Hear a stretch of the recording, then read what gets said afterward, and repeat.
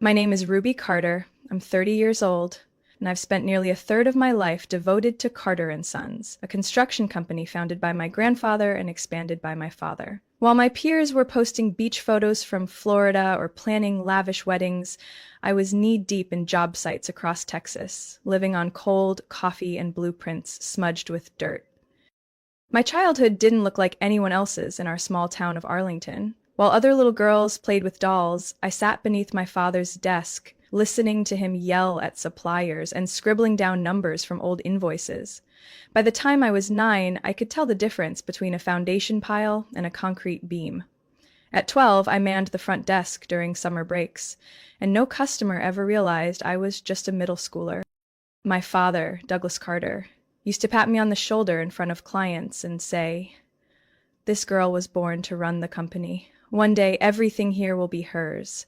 I took those words as sacred, and I lived by them. When I graduated high school, I didn't hesitate. I majored in business administration with a minor in construction project management. I turned down 3 prestigious scholarships to attend the same university my father went to, because he said if you want to carry on the legacy, you start from the roots. 4 years later, I graduated top of my class. No celebration, no parties. I went straight to work at the company the following Monday. From that point on, I was practically fused to the job. I got to the office by 6 a.m. and didn't leave until 8 p.m. Some weeks I slept on the conference room couch just to keep up with deadlines. I knew every major client's birthday, their favorite drink, their wife's anniversary, building relationships brick by brick, just like the homes we constructed. Thanks to a management system I created, project timelines were shortened by an average of 30%, revenue nearly doubled over 3 years. But I didn't have time to celebrate those numbers. 2 serious relationships collapsed because I was too busy to love. Friends slowly disappeared from my life after dozens of declined invitations. I even missed my best friend's wedding to personally finalize a supply contract for our biggest project of the year. I didn't complain, because I believed all those sacrifices had purpose, that one day, when my father retired, this company would be mine, just like he promised. I believed he was a man of his word. I believed hard work never went unrewarded. I still remember the day Chloe Carter walked through the office door after nearly a decade away, as if she'd never left. Chloe is 2 years older than me, my sister, and the one our parents always called the free spirit of the family. While I buried myself in project timelines and construction budgets, she wandered through Europe with an old camera and a rotating cast of boyfriends with bad Italian accents. The last time I saw her was at our grandmother's funeral, the only person in the family who had ever dared tell Chloe she was living a directionless life. After that, she vanished again, leaving behind rumors of a gallery in Lyon and a lover who had suddenly found himself through meditation. And yet that morning, while I was in a meeting with the site supervisors about cracked concrete at the Austin Hills subdivision, the conference room door swung open.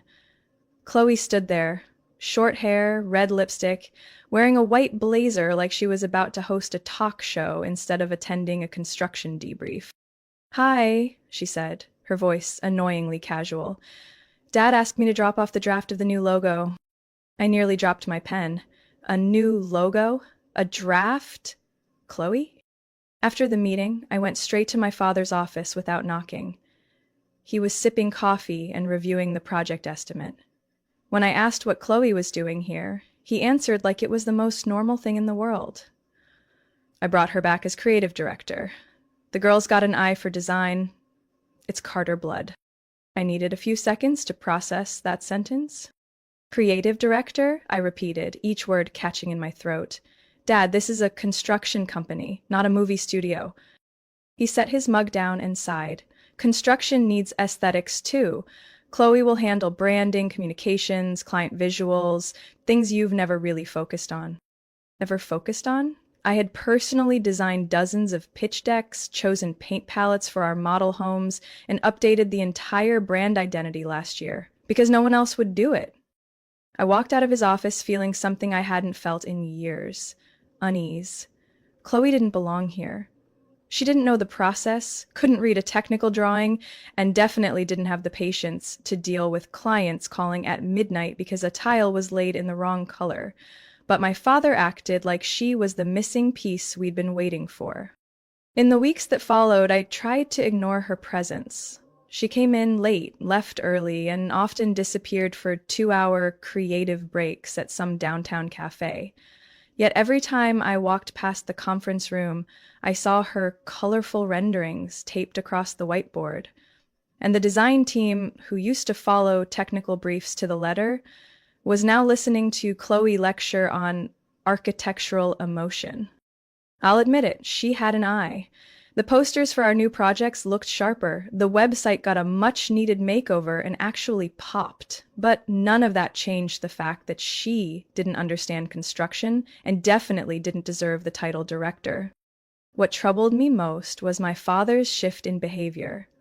He used to loop me into every major meeting, valued my input on budgets, strategies, and long-term planning. Now, he started having closed-door meetings with Chloe. Whenever I walked in, the conversation stopped or shifted. One late evening, I walked past his office and heard them laughing. He said, "If everything goes well, next year you could take on a bigger share of the company." I froze in the hallway, not trusting what I'd just heard. A share? I had poured my entire youth into building this company. And now someone who had just returned from Florence, fresh off another failed relationship, was getting promises after a few brainstorming sessions and a flashy logo?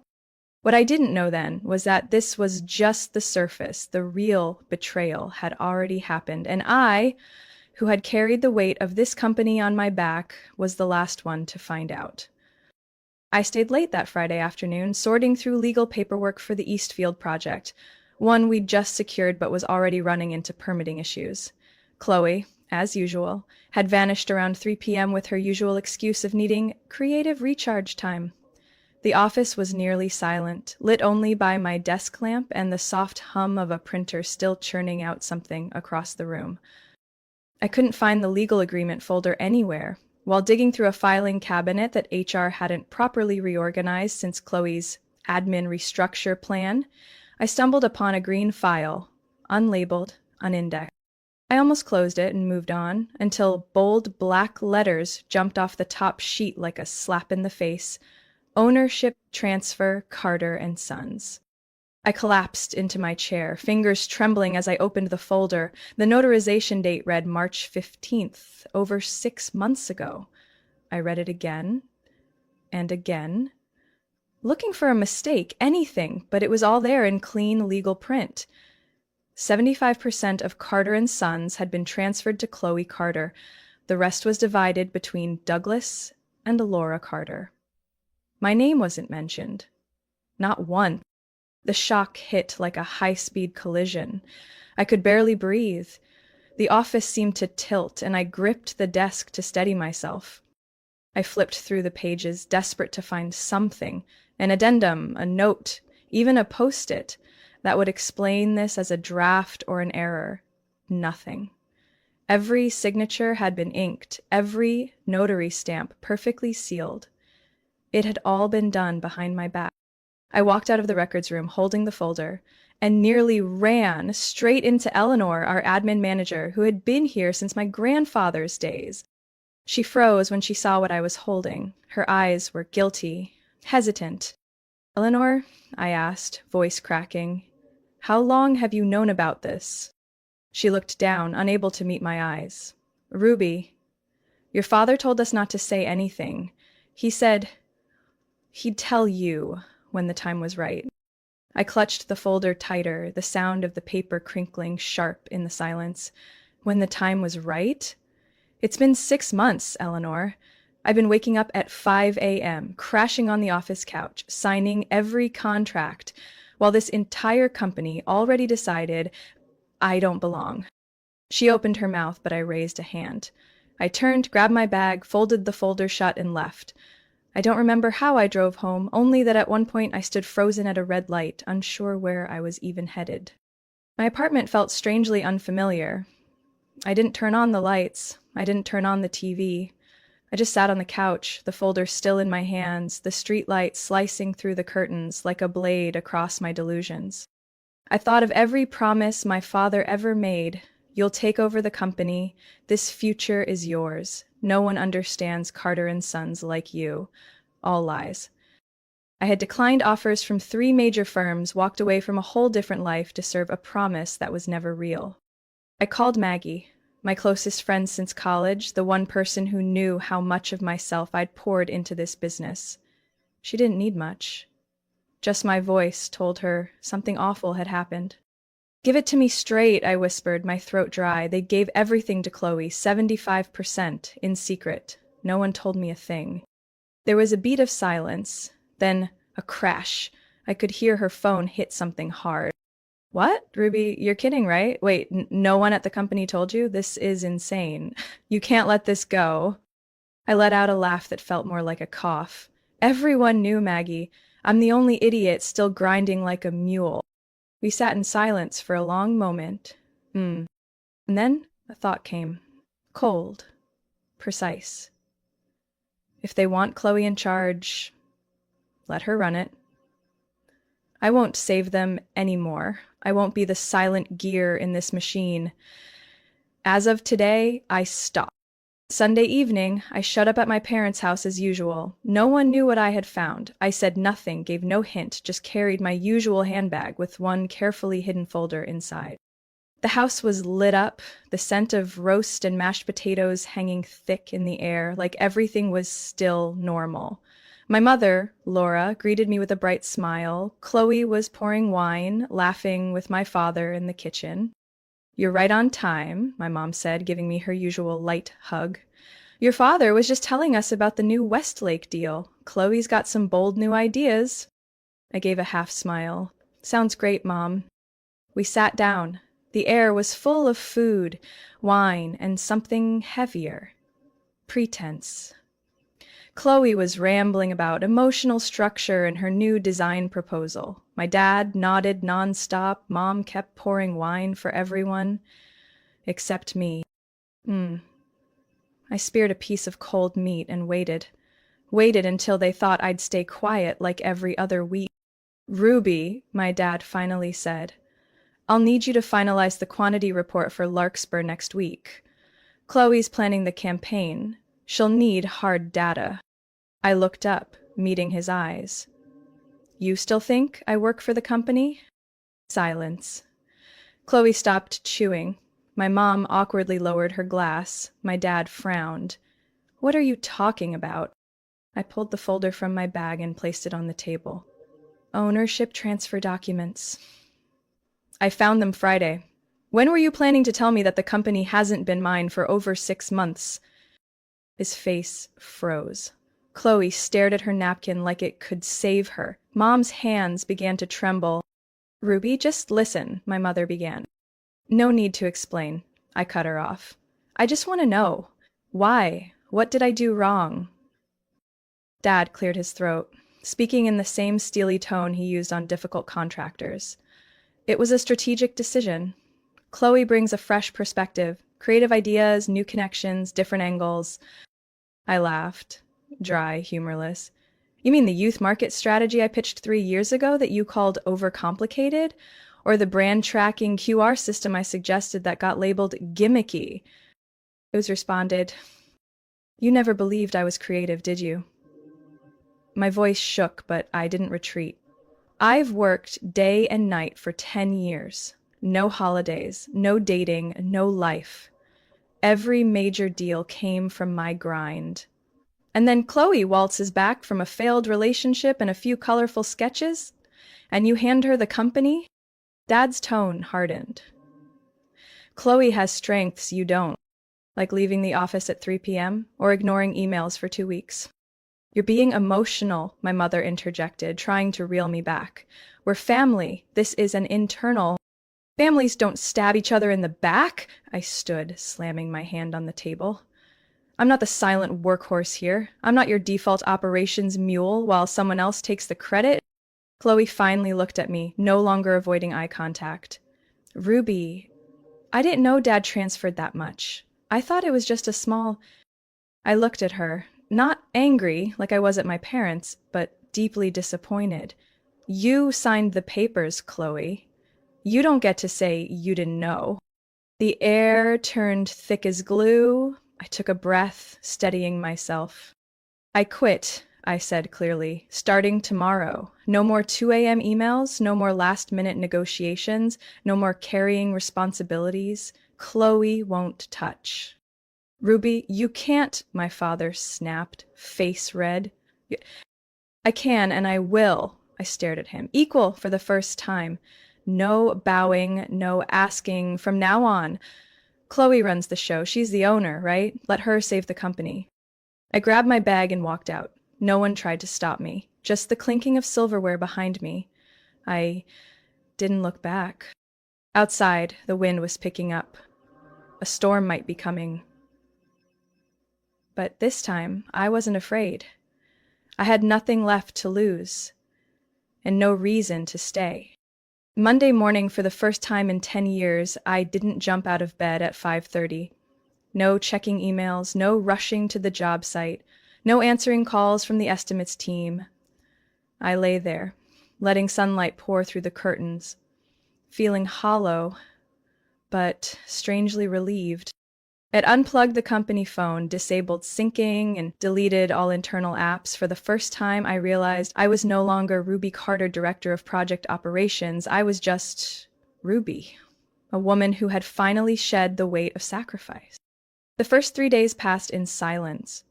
No calls, no messages. I cleaned my apartment, dusted off the espresso machine I never used, and for the first time walked through the park without blueprint tubes or subcontractor calls. On the 4th day, my personal phone rang. I hadn't saved the number, but I knew exactly who it was. "Ruby," my father barked. "Are you free? I need you at the office. It's serious." I didn't answer right away. He growled, "Stanton Group is pulling out of the North Shore deal. Over $11 million. Chloe can't fix it. Everyone's panicking." I raised an eyebrow. "I don't work there anymore, remember?"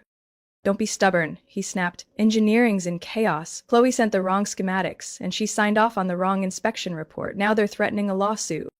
I paused, then replied calmly, "I already told you. I quit. Chloe owns it now. Let her fix it." "She can't," he shouted. "You know that." I sat upright, my voice cold. "I know. But you made your choice." I hung up.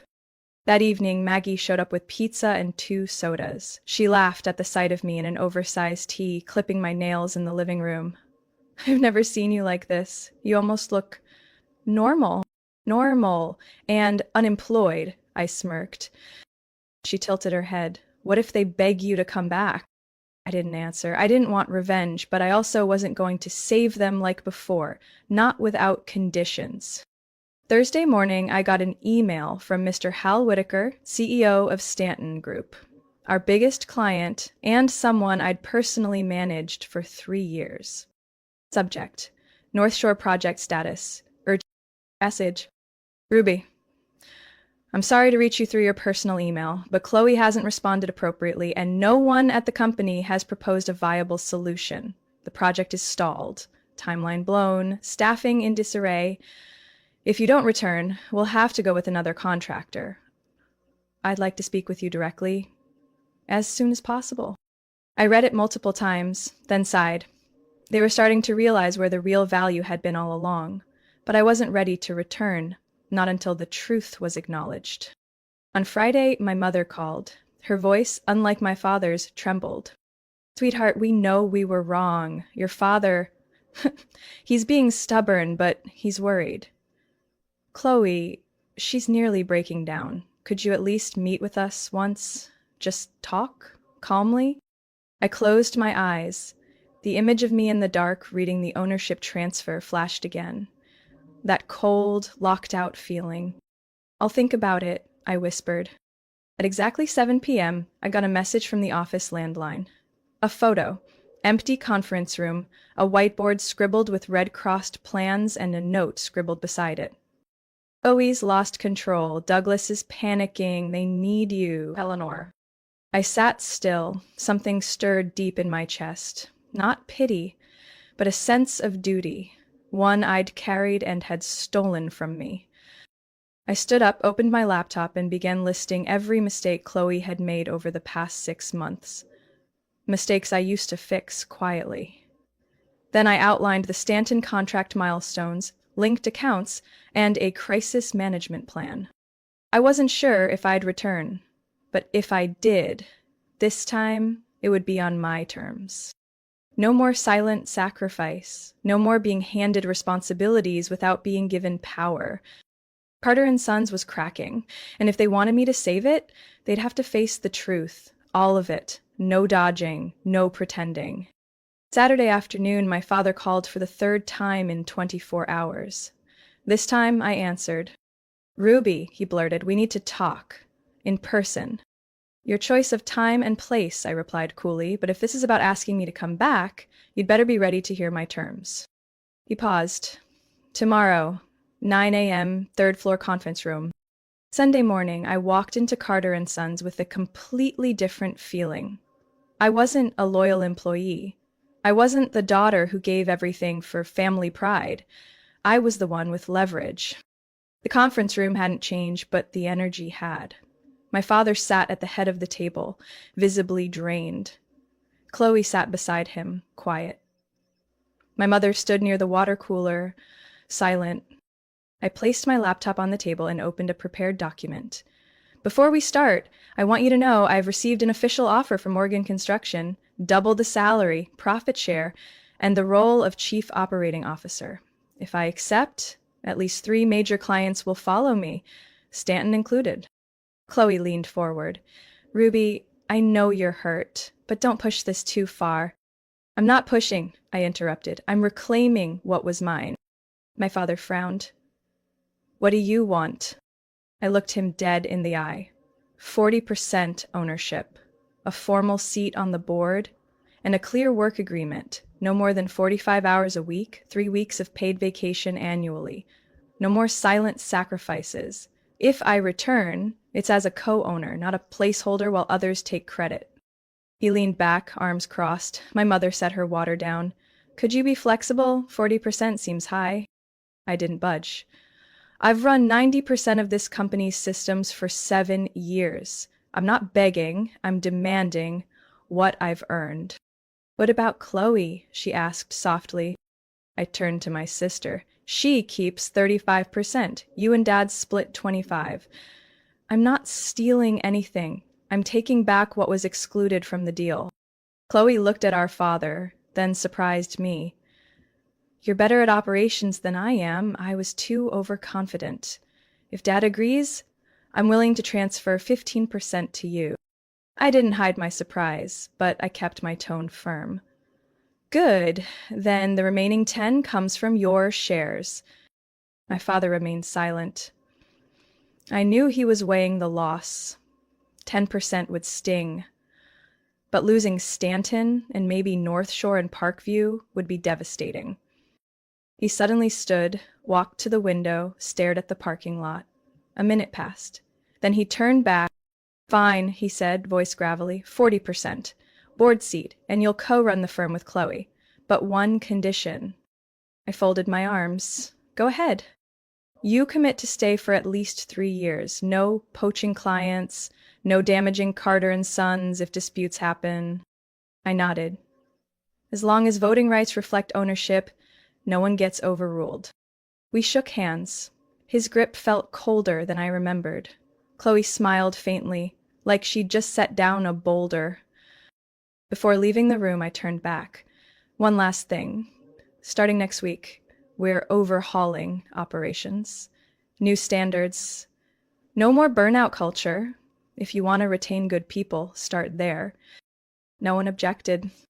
I walked out of the office, head high. I didn't win through fury. I won through clarity. We met again a week later, not at Carter and Sons, but at a small Italian restaurant by the Trinity River, where my father had once held his 30th wedding anniversary. This time there were no balloons or cake, just a quiet table, candlelight, and 4 people trying to clean up the mess they had all helped create. I arrived on time, Chloe was already seated, tense but no longer avoiding my gaze like before. My parents sat across from each other, and for the first time in months, my mother wasn't hiding her worry behind her usual softness. As I pulled out my chair, Chloe spoke first. "Thank you for coming, Ruby. Before we discuss anything, I want to say one thing. From the heart. I'm sorry." I looked up and met her eyes. No smugness, no defensiveness, just exhaustion and sincerity. "I didn't understand how much you were carrying. I thought showing up here and there was enough, but when you stepped away, I saw clearly how much you were doing behind the scenes." I stayed silent. Chloe took a deep breath, then looked at our father. "And Dad," she continued, "you need to say what needs to be said." My father frowned, clearly uncomfortable, but he put down his silverware and clasped his hands together. "I was wrong," he said plainly. "I chose what was easiest for the family, but hardest on the one who deserved better. I didn't think you'd actually leave. I assumed you'd keep pushing through, like always." I looked at him for a moment, then turned to my mother. She hadn't spoken yet, but her hands beneath the table were clutching a napkin into wrinkles. "I want to be clear," I said. "I'm not coming back to patch things up. I'm coming back as a partner, and I won't tolerate silent sacrifices being treated as expected anymore." All three of them nodded. The meal eased up after that. The creamy mushroom linguine was just as good as I remembered, but this time I wasn't mentally juggling unanswered emails or unfinished proposals. I just ate and listened. As dessert arrived, Harold, the family's attorney, joined our table. He brought a draft outlining the updated ownership structure and legal rights. According to the new agreement, Chloe voluntarily transferred 35% of her shares to me. Held 40%, Chloe retained 40%. Our parents shared the remaining 20%. I was appointed Chief Operating Officer, overseeing internal operations, finance, and project management. Chloe became Chief Creative and Client Officer, handling marketing, partnerships, and brand image. All major decisions required at least 2 of 3 votes from primary stakeholders. Harold looked at me. "Anything you want to add, Ruby?" I shook my head. "Just one final clause, a sustainable work culture. Maximum of 45 hours per week for senior staff, 3 weeks of paid leave annually is mandatory." My father raised an eyebrow, but my mother nodded immediately. "It's good for mental and physical health. We need that." Chloe gave a small laugh. "And let's start by not sending emails after 8 p.m. I nodded. "Deal." As everyone signed the draft, I felt relief, not just because I'd won, but because I was finally being treated as a person of value, not a silent gear in a family machine. The following week, we returned to the office. No banners, no celebration, just surprised looks from staff and a few hopeful nods. We held an all-hands meeting. I stood beside Chloe to present the new leadership structure, clearly defining responsibilities, committing to manageable workloads, launching a smart time management system, and announcing the company's first employee wellness fund. The meeting ended with genuine applause. Eleanor, the one who used to avoid eye contact with me, approached quietly and said, "The company's going to be different this time, Ruby." I nodded. "And it starts with us." That night, I didn't stay late. I closed my laptop at 6 o'clock sharp, turned off the lights, and left as the sun dipped behind the west-facing buildings. Walking past the parking lot, I spotted Chloe, still in the conference room, sketching ideas for a new marketing campaign on the whiteboard. I didn't go in, I just watched for a moment, then smiled. Maybe, for the first time in our lives, we weren't 2 sides pulling against each other. We were 2 halves finally learning how to move in the same direction. Even if it took too long to get there. 6 months after that Riverside restaurant meeting, Carter and Sons entered a strange but steady recovery. Structured, calm, and finally livable. Gone were the sleepless nights and 1 a.m. crisis calls. In their place, clear schedules, manageable workloads, and, for the first time ever, time to actually live. The Stanton Group kept their contract after I personally restructured our entire execution plan and set clear delivery timelines. They even signed a second contract, this one for 3 years. Other clients noticed the shift too. Better performance, brighter team morale, and proposals that didn't read like last-minute panic dumps. Surprisingly, Chloe grew into her new role. Once she no longer felt the need to act like me, she led marketing with her own voice. Her campaigns became emotionally resonant, something I couldn't replicate. She gave the company soul, I kept it steady. We learned to negotiate instead of clash. We still argued, but no longer to win, only to move forward. As for me, I started reclaiming my life. No longer Douglas's daughter or the one holding everything up. Just Ruby, 30 years old and finally in charge of herself. I took yoga every Monday morning, and every Thursday night I had dinner dates with Adam, an interior design engineer I met during the Fort Greene project. He drank peppermint tea, played awful piano, but listened in a way no man ever had. I told him everything, the shame, the hurt. He didn't offer fixes, just one sentence that stayed with me. You don't have to prove anything to them anymore, you already did. Even my relationship with my family changed. Every second Sunday of the month we had dinner. No business talk, my dad spoke less, but didn't look at me like I was awaiting orders. My mom stopped pushing marriage or babies, and for the first time ever asked what I liked to eat. One late fall afternoon, while I was working in the glass office upstairs, my dad walked in. No knock, as usual, but no files, no budget questions either. I just wanted to say, he hesitated, rare for him, that I'm proud of you, not for coming back, but for knowing when to leave and when to draw your lines. I sat silent for a moment, then replied softly, I just learned to value myself as much as the work I do. He nodded and left, the door gently ajar behind him. I stayed in that room long after closing, watching the sunset fall across the parking lot where I used to sit at 5 a.m., bracing myself for another battle. Now I walk in with a different stance. Not to prove anything, but to build something. Carter & Sons had changed. So had I, and for the first time, I wasn't stuck inside someone else's definition of who I should be. I don't know what the future holds. Maybe Chloe and I will still argue over font choices or ad budgets. Maybe Dad will slip up in a meeting. Maybe I'll fail a project for reasons no one can control. But I know this, I will never lose myself again, not for duty, not for guilt, and definitely not for promises that only serve others. I've reclaimed the right to decide for my work and for my life. And to me, that's worth more than any CEO title ever could be. Ruby's story is a powerful reminder that sacrifice means nothing when met with silence and treated as default. In real life, if you're giving your all and still going unseen, don't be afraid to set terms or walk away from places that treat you like a tool instead of a person. Only when you stand your ground can you reclaim not just fairness, but the right to steer your own life. Your worth isn't defined by endurance, it's defined by the boundaries you dare to set. What do you think of Ruby's choice? Was she too firm, or finally claiming what she deserved? Share your thoughts below, and don't forget to follow the channel for more powerful family stories.